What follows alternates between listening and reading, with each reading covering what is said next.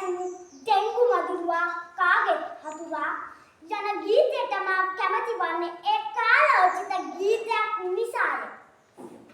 එම ගීතය ඇසුරින් ඩෙන්ගු රෝගය ගැනත් ඩෙන්ගු මදුරුවා ගැනත් ඩෙන්ගු රෝගය වළක්වා ගන්නේ කෙසේද යන්නත් අතු පැහැදිලි.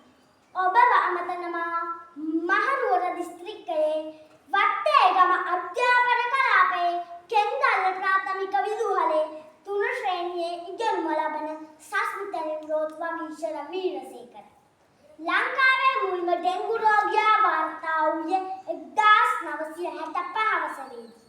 2024 වන විටදී එය පාලනය කළ යුතු වසංගතයක් වී අවසానයි. ඩෙන්ගු රෝගය පැතිරී යන්නේ ඊඩීස් කියන ගැහැණු මදුරුවා මගින්. උදය කාලයට හා හවස කාලයට ඩෙන්ගු මදුරුවන් දෂ්ට කරනවා. ඒ වේලාවට අපි ශරීරය ආවරණය වෙන ඇඳුමක් අදින්න ඕනේ. මදුරු තෙල් පාවිච්චි කරන්නත් පුළුවන්. පැඟිරි තෙල් ගන්නත් පුළුවන්. ඩෙන්ගු රෝගයේ ඇති ලක්ෂණ වන්නේ තද උණ, හිස රදය, සන්ධි වේදනාව, වමනය, සමේ නතුල පැතිවීම. මෙම රෝග ලක්ෂණ ඇතනම් වහාම නොහල්ගත වී වෛද්‍ය උපදෙස් පිළිපැදිය යුතුය. ඩෙන්ගු වෛරසය පැතිරී යන්නේ මිනිස් ක්‍රියාකාරකම් නිසා. ඉවත යන යෝගට් කප්, ප්ලාස්ටික් බදු, පොල් කටු වැනි ජලය රැඳෙන ස්ථානවල මදුරුවන් බිත්තර දමනවා.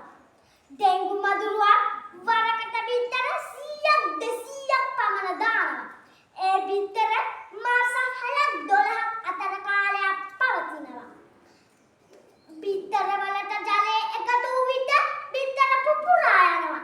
වැස්ස අධික කාලයක ඩෙන්ගු රෝගය ඉක්මනින් පැතිරී යනවා. අපි දන්නවා රජය මගින් ඩෙන්ගු මර්ධනය කිරීමට විවිධ පියවර ගන්නවා. නඩු දැමීම, දඩ ගැසීම, ජනතාව දැනුවත් කිරීම කරනවා.